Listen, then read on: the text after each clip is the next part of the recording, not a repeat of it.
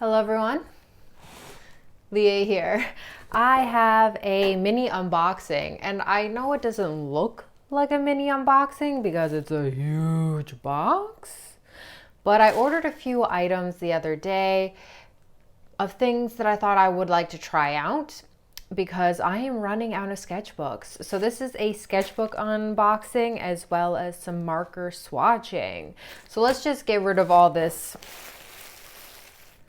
Okay, so this is exactly how it came out of the box. Let's go over some of these items so we can start playing with them. Oh boy.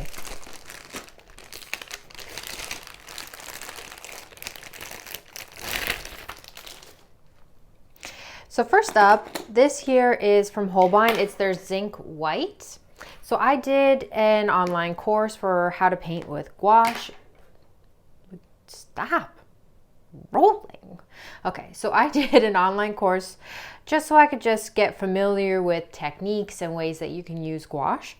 And the recommendation was to have not only the primary white or a permanent white, but also a zinc white. So the zinc white is used when you want to be a little bit more opaque with your colors, but less pastel-y opaque.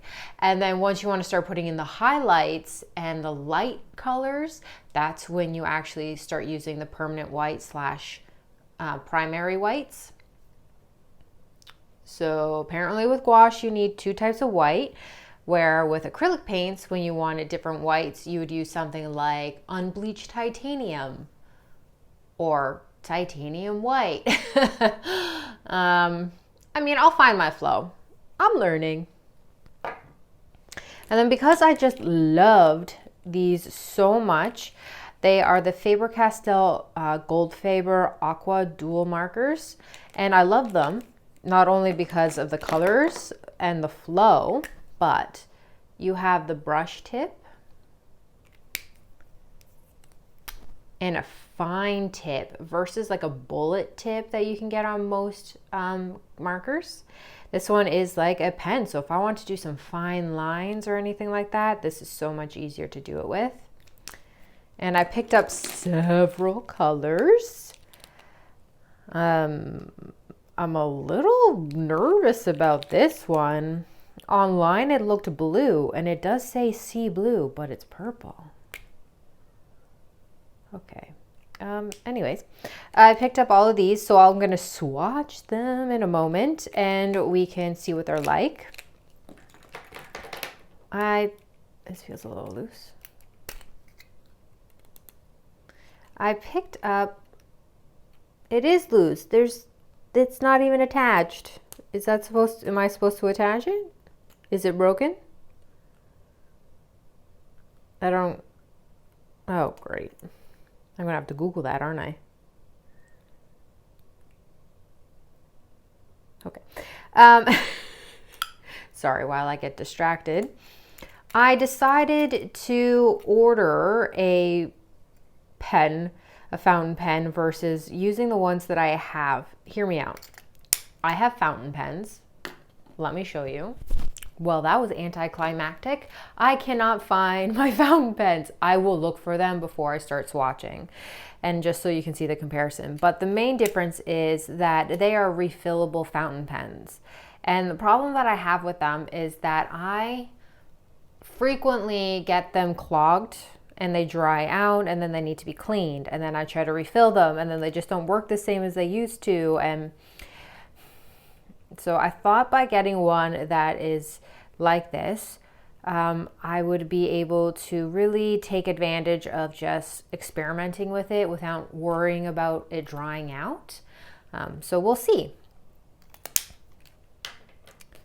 Up next, I picked up several sketchbooks. So here's the thing. I love using A5 size sketchbooks, and the one that I have been using for the last few months is empty. It's not empty. It's full. There are no more empty pages, and I needed a new one, and I thought I would try the Hahnemühle. If I'm pronouncing that wrong, sorry. It's their cold pressed And this one here is not 100% cotton. I think it's maybe 25 or 50% cotton. I don't know. But all I know is it's not 100% cotton, and it's similar to what I've already been using. And yeah, I just wanted to try this brand out and see what it's like. This here is the Canson XL mixed media paper. Super accessible, easy to find anywhere. And I think this paper is amazing. It's great for just experimenting and trying things. I wanted to use this as a way that I can document and keep track of all the colors that I have for my gouaches, my markers, and I'm gonna try using my watercolors again. So I'm gonna dust them off, re-swatch them all, and do some experiments. And I thought this would be a good book to do that in when I wanna be less precious. Because I find with my sketchbooks, my fancy ones like these, I'm quite precious with it. And I feel like with this, I'll be less precious.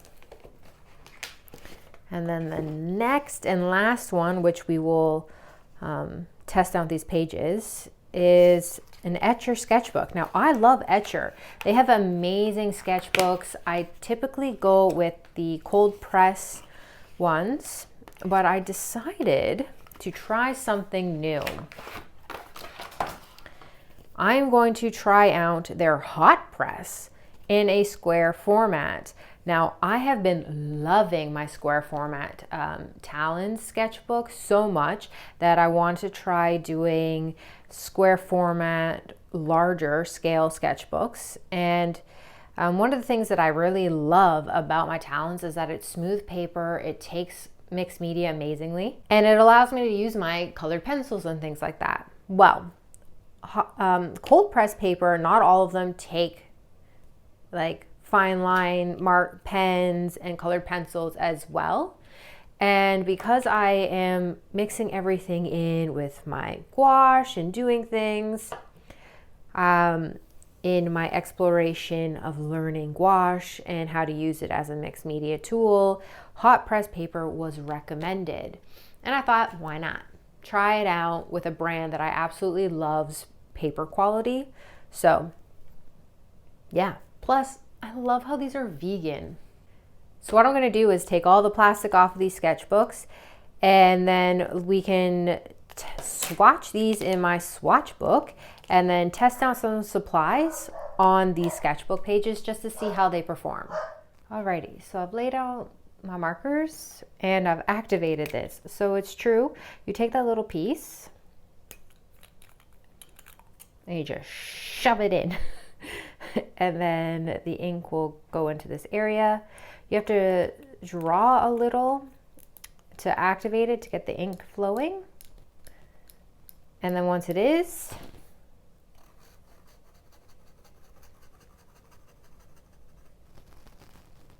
you have that. So I'm going to move the camera a little closer. Is it wiggling a little?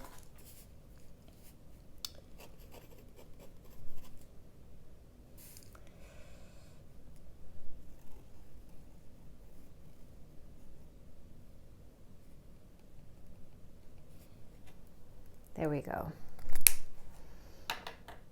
So the first Faber-Castell I'll be swatching is light magenta.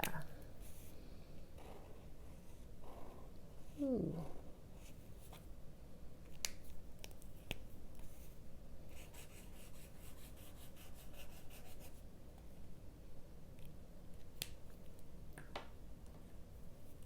Up next is light purple pink. It's very vibrant marker cap. So let's see what it actually, what order should I do this in? Yeah, let's do it like this. Oh. Oh no. That kind of looks like one I already have from Tombow. I kind of hoped based on how it looked on that'd be different, but we'll see. We'll see. So this one here is light, lavender light.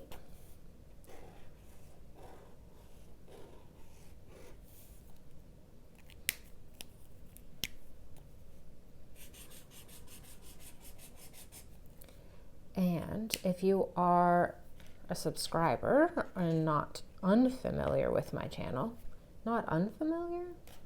I don't know if that's the right English. I purchased this lavender dark. So, yeah.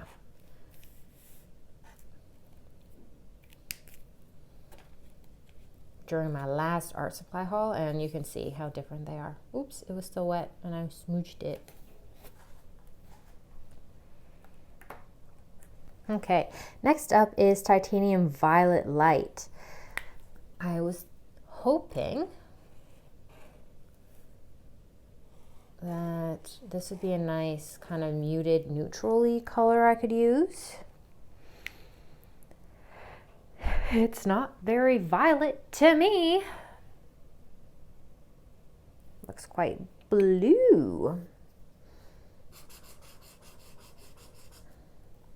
Can't really see the line work. I feel like I should note that I am wearing my work glasses. I don't know if it'll pick it up on camera, but they're blue screen. So everything's got a slight warm tone tinge.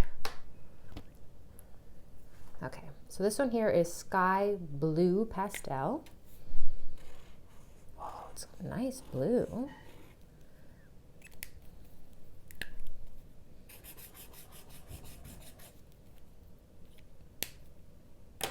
All right, the one I'm most nervous about, Sea Blue. Oh, that's a nice blue. It looks nothing like the, well, kind of looks like the cap actually, down here. It's a nice blue though. I feel like this blue plus ultramarine blue, oh, that'll be a nice combo. Pine green.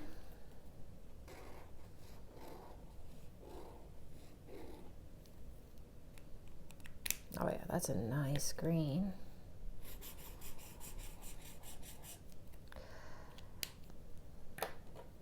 And then burnt ochre.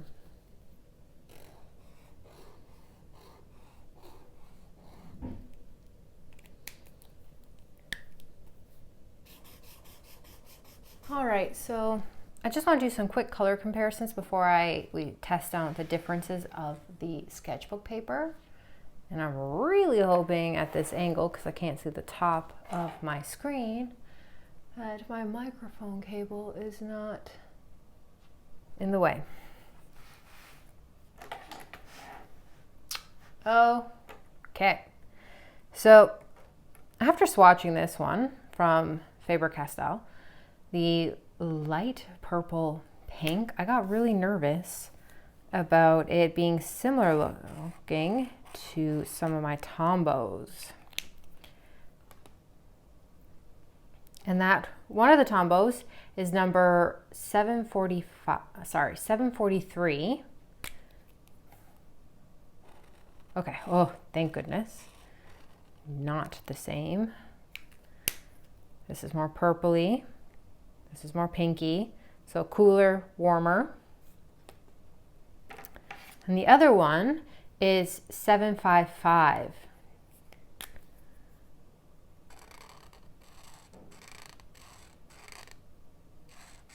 Okay. Still not the same, thank goodness. Now, these two are oddly similar to each other, right? And I had ordered this one, and I guess Tombow was doing a promo at the time with the store I ordered from, because if you ordered a certain amount of Tombow brushes, you got a free one. And I was like, oh, that should be a nice dark red, right? Because the cap is such a nice color. And then when I swatched it, I was like, oh, okay. It's quite similar to this one that I purchased. But I can also see that they are different. They're just very similar. But I'm glad to see that these are still different. So if I wanted a cooler palette or to mix in cools with warms, they have a place. Both of these have a place in my toolbox. Yay. Next up is the Lavender Light. Now this one here reminds me a lot of one of my Tombow brushes. Now I think this is going to be much cooler. It's number 533, but when I was swatching it out, oh yes, thank goodness. It looked so close in color to it, I started to get a little nervous. Because that's the one thing I don't like about ordering. Ooh, nope, it's very close to this one though. The sky blue. But it makes a nice gradient, so interesting. Anyways, what I was saying is that that's the one downside to not having an art supply store in my area and always having to order online. You know, before, even though I had an art supply store in my area, is that they didn't carry brands that I liked for my acrylic paints. But now that I can't do acrylic paint and I'm on the journey of finding other art supplies that I can use all the time, and that store's gone, I'm stuck to only ordering online. And there are going to be there are going to be moments in time when I order color thinking it's one thing online and getting it here and it's another. So that's just going to be reality. And that's reality with ordering anything, really. Sometimes you buy something on Amazon and everyone's like, I love it, it's amazing. And then you get it and you're like, oh, it's nothing what I thought it'd be like. Oh, so glad these are different. So in my memory, this is my dark green, right? And as I swatch this, again, remember, I was wearing the wrong glasses. I have since then switched out to my everyday, regular, color accurate glasses. So it's good to see that these colors are different. Yes. Okay. Now let's test out these papers. Hello everyone, future Leah here because my beautiful, beautiful fur baby decided today was the day to bark a lot. So what I'm going to be doing is testing out the Hahnemühle first. And what I was noting here is that the back side is just like the paper. It feels like it's the same paper but glued down onto the surface. So there's no back pamphlet area that you'll find in several sketchbooks. Now, the first one that I'm going to be testing is the pen that I have to see how it handles on this textured paper. It's not super textured for the cold press type paper. It's still has some surface texture, but it's not as smooth as you would expect with a hot press. And that's something that I really is noticeable when drawing with the colored pencils.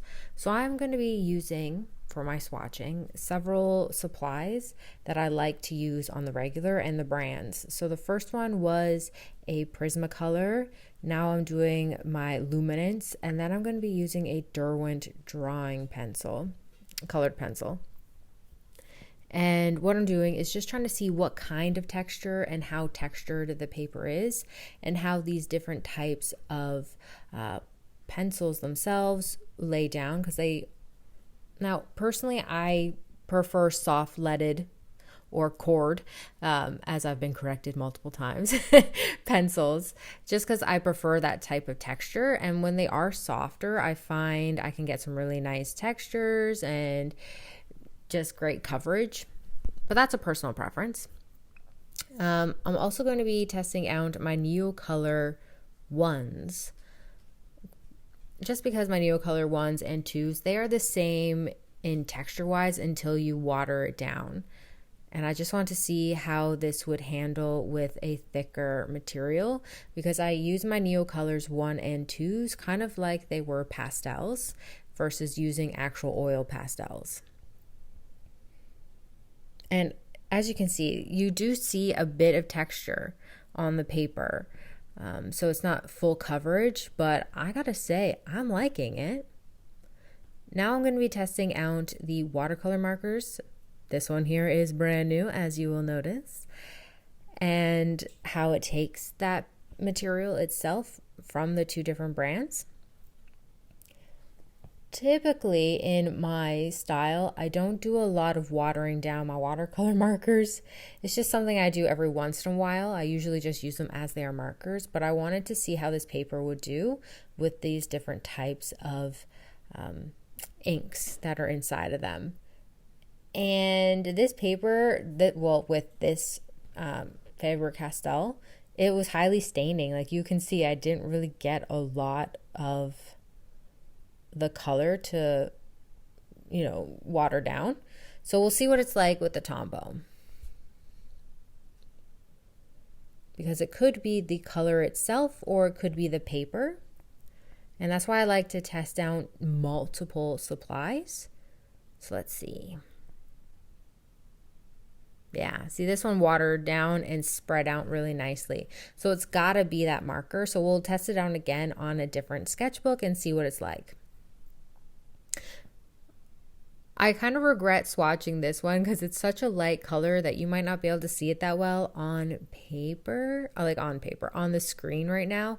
But it gave me a good idea as to how well these light colors will appear on the sketchbook itself, because the Hahnemühle sketchbook is a natural white, so it's not like a vibrant bleach white, and it's cold press. And I must say, I did try to see if I could find what type of paper it was inside, but I did discover that it is vegan friendly, and that this sketchbook itself for this type has 60 pages, so that's 30 sheets in it. As for how it handles watercolor, I'm doing some tests here for just wet on dry and then wet on wet and some gradient. Not a fancy gradient, just a basic gradient. Just because it is technically watercolor paper, even though it doesn't say what it's made with, which makes me think it's like a cellulose type paper. I'll look into it further after I've had more time to play with it and I do the final review of how if I like it or what it's like, but so far it seems to be doing quite well. What do you guys think?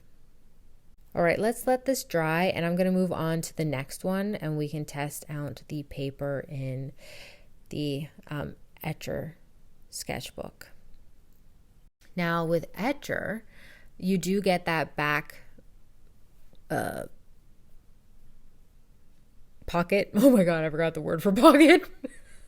Okay, Leah. Okay, so I'm gonna just do everything on the last back page here, so we can just test out all the same materials from that I just did prior. So first up is this pen, and it's a really fine, it's I believe 0.3, so it's super fine tip, and it's rolling down really smoothly on this paper. Now just remember that this here is hot press, so it shouldn't have any texture to it, but I do notice that because my experience with hot presses paper is with Stillman and Burns hot press, as well as one of the, I believe it's Faber-Castell, Fabriano's. They're quite smooth, like they feel almost a little glossy, where this has, I don't know, it feels like paper. Like it doesn't have this smooth texture. I can't describe the texture. But the colored pencils are laying down really nicely, but there's still a bit of grit to the page. I don't know if that's coming off. Do you understand what I'm trying to say? I think it looks great. Like, I think it looks beautiful. It'll be interesting to test it out. really like how the Neo colors lay down onto this paper. It feels very bold. So I'll be able to do some great coverage with it, I think. All right, now the true test of time when it comes to watercolor paper. How does it handle watercolor markers and watercolor? The experience of drawing with it, I would say it feels like just like any other sketchbook paper, right? But it's going to be whether or not I can actually lift the die and if it can move around. And it moves so much nicer on this paper. It is 100% cotton paper, so it could be why I'm able to move that dye, that color better versus it being absorbed into the Hahnemühle one. I don't know. Maybe I just didn't use enough water, but the pink here really did spread, and I think it has more to do with the paper itself. But let's test it out again with the Tombow. Yeah, it's still laying down beautifully. Okay, so I'm going to do this one again. I must say, this color is so different. On the screen, it was a purple, and this is definitely blue, right? Like, it's not, I'm not seeing things, right? It's definitely a bluey gray.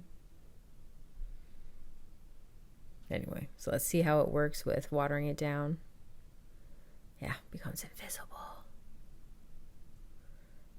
Now, when it comes to using Posca pens and acrylic markers in sketchbooks, I find it's really dangerous. Not all papers can handle it. However, I have discovered that the Royal Talons that I use can handle it quite really nice, and I think it's because it's a hot press type paper, and I think the same thing can be said for this one here. It just felt smooth when drawing with it on the paper. Now I'm going to do the watercolor just to see how it dries, what it's like, and because, again, 100% watercolor, 100% cotton, which means for watercolors, this should be spectacular. But we'll test it out. I also want to note at this point in time, these kind of small tests, they can give you an idea of what your paper's like, but you won't really know what it's capable of until you actually put it into action and paint something and draw something. Okay, I'm going to let this dry, and then I'm going to move on to the Canson XL. And then once I'm done all these and they've dried, I'm going to switch over back to live speech because, no more barking. And we'll take a look at them dried. This pen, I'm liking it.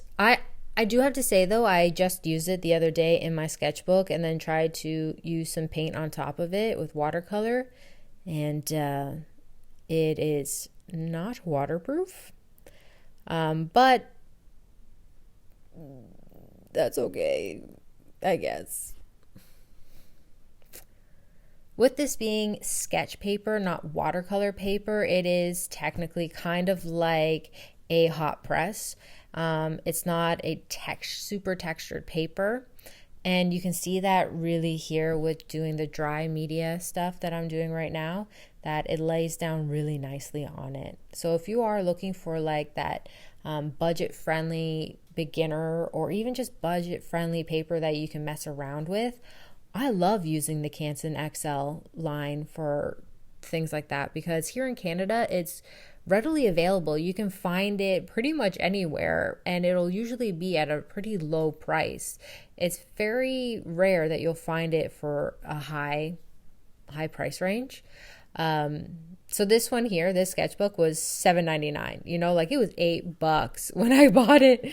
So, and there's a lot of paper in it, so it can last you quite a long time. So if you're looking for something like that, this is something that might be for you. And as you can see, it's handling the watercolor markers very nicely. With the Faber-Castell, with the pink, you can definitely see that it's stained, but it still allowed you to pick up the color and move it around. So let's see what it's like with the Tombow. If it does the same thing, absorbs it, but still lets you move it. Yep. Which is really good.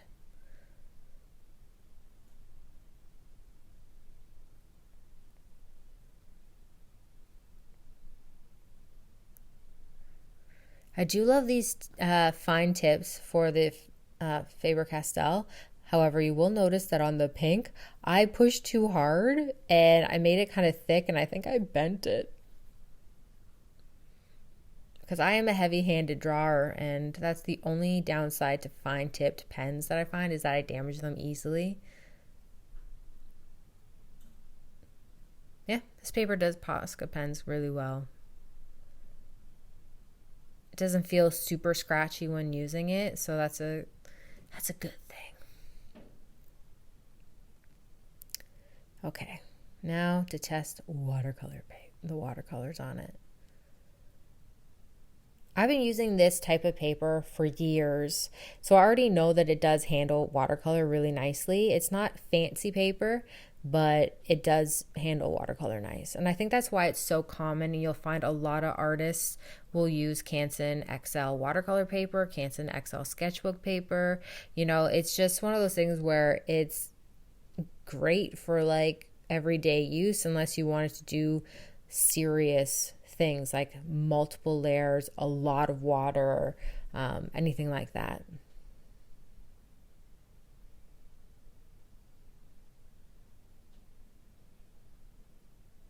All right. Now that this part is over, I'm going to switch over to me. And yeah. Now that everything is dried, let's take a closer look at the textures and the way the paper reacts. All right, so first off, the Hahnemühle. So this is cold pressed paper. As you can see, the more textured, I don't know how to word it. This paper doesn't feel super cold pressed. Yes, it has a texture. I'm not sure if the camera and the lights are picking it up. But it's not as textured as some cold pressed paper can be. So the drawing experience is fairly smooth, but you can still see the paper in between, so there is texture there. Same with using the Neo colors.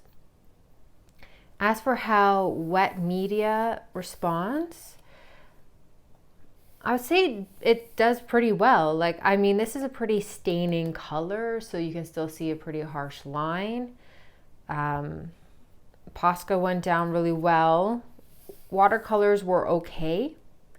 I'll only know really how well they perform after actually using them in a real world situation. But I would say they did pretty okay for a paper that's not 100% cotton. But if we compare that to the Etchr, which is a hot press paper, so it's smoother, you can see the texture difference, right? However, I must say, this is not as smooth as I thought it'd be. It actually feels really nice to the touch, but it's not slick, if that makes any sense. So you can still see some texture when drawing. As for how the water elements behave, I would definitely say that, you know, the gradient area is a little bit smoother and stuff like that. And then when we look at the mixed media paper, that's much thinner than the other two sheets. It does warp a little, so you can actually, like, I can feel it. I'm trying to show it on camera. See how it's just like this? It handles colored pencils really well. It's got a great texture, very much similar to what we've got going here, because it is smooth, right? It's mixed media paper. It's not technically watercolor, so it shouldn't have a cold press texture. And because this is a great all-purpose paper, it does very well with the wet media. surprisingly well. Like, this is a nice gradient, right? Now, you'll notice that the paper is like a bleach white. It's a different color, but it's okay. This is kind of like a natural-ish warm white. Alrighty, everyone. Thank you so much for watching today's video. If you have any comments or questions about the supplies that I did an unboxing with today, let me know in the comment section below, because I do plan on doing in-depth reviews of these items later on once I've had more time with them. And so if you have any questions about them, I'll make sure to address those questions in that video. Thank you so much once again, and until next time, stay magical.